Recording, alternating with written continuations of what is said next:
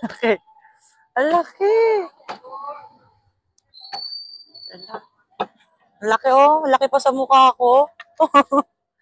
Oy, laki. Okay na.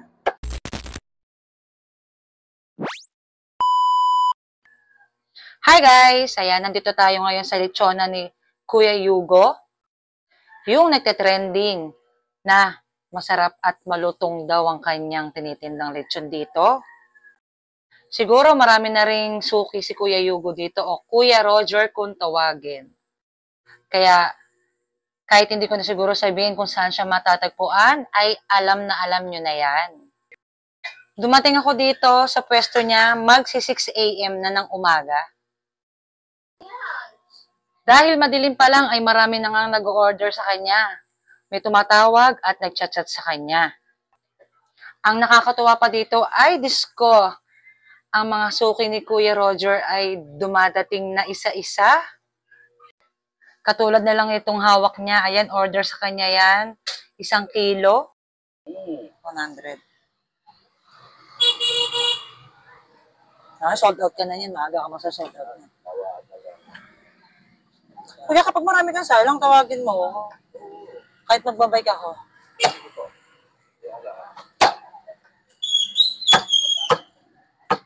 Ano oras ka nagpunta dito? Malaki yung dala niyang lechon kanina kumpara mo dun sa mga nakaraan. Pero wag ka ha. Maaga pa lang ay kalahati na lang yung lechon niya. Ganyan kabili ang lechon ni Kuya Yugo. At ito ang maganda dyan. Ang lechon niya ay hindi niya ginagamitan ng tanglad. O diba, meron siyang secret recipe. Siyempre, hindi niya sasabihin yan. Secret recipe nga eh. Kaya ito na, magtikiman na tayo mga kapantay. Guys, magandang umaga. Andito po tayo ngayon sa May Bayan, kung saan nakapwesto si Kuya Yugo na nagtitinda ng lechon. Dito lang yung matatagpuan sa labas ng Nuestra Señora de la Asunción. So, ayan. Ito yung nagtitrending ngayon sa FB na malutong daw yung kanyang lechon. So, ayan, tikman na muna natin ng walang sauce. Ayan.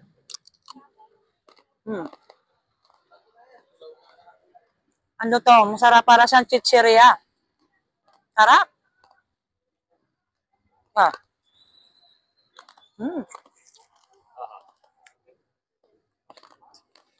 Wala daw tong tanglad. Pero masarap siya. Di ba iba naglalagay ng tanglad? Siya hindi. So, punta naman tayo sa merong sauce. Tikman natin yung laman.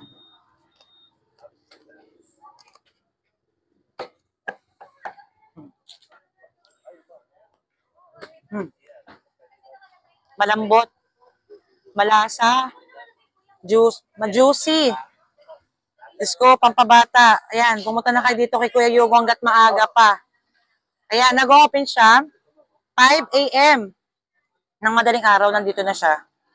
Kaya pumunta na kayo kasi madaling maubos yung lechon niya. Harap. Pati yung sauce niya masarap.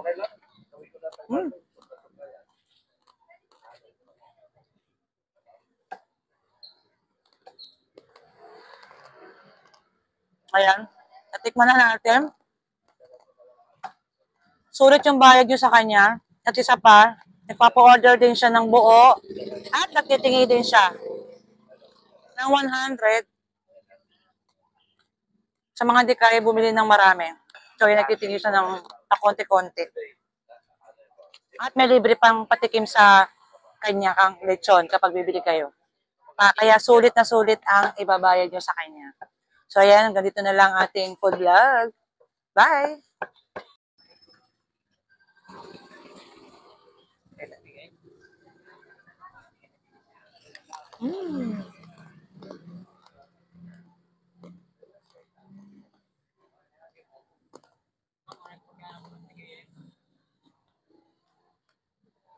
Oh, luto. Malinamnam. Malambot ang mga laman. Wala kang malalasahang may tanglad. Masarap. Pati yung laman niya masarap. Ano mo, ah?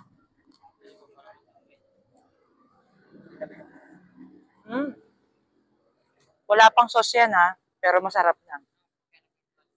Pakalambot. Bye!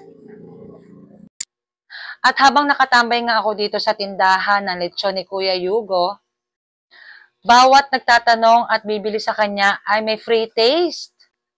O di ba? May free taste ka na. Kaya malalaman mo agad kung gaano kasarap ang lechon niya. Kaya ito, honest review tayo sa mga suki ni Kuya Yugo. Wow! Nay, musta? Masarap? Oh. Kuya, bili ka na. Okay, masarap pa. Malasa.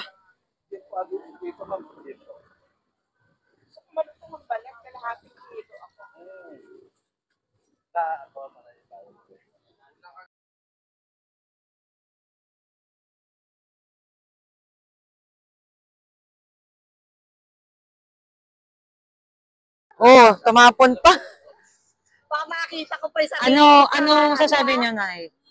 Oh, masarap. Diba? Sarap pa din. Ay, tikman mo yung balat. Hindi, yung balat, tikman nyo lang. High blood yan eh. Sige. Tikman nyo rin yung balat. Eh, pangontra o pineapple. Kaya nga tandem sila eh. Hindi ko mapanood kita sa YouTube ba? Sarap. Ano lasa, Nay? Ha? Naku, hindi na makapagsalita. Magsalita ka.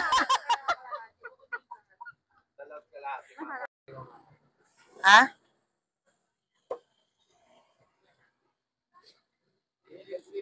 Tingnan mo, tingnan mo lang. Ay, libre tikim yan. Pabili, libre tikim yan. Ano? Sarap. Bumili ka na, maubos. Ha? Ah. Tingnan ako dito na.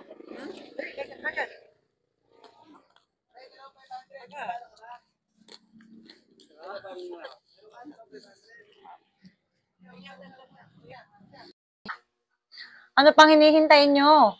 Next Sunday ay open ulit si Kuya Yugo's Lechon. Alam niyo na kung ano oras kayo pupunta. 5 a.m. ay pumunta na kayo para di kayo maubusan.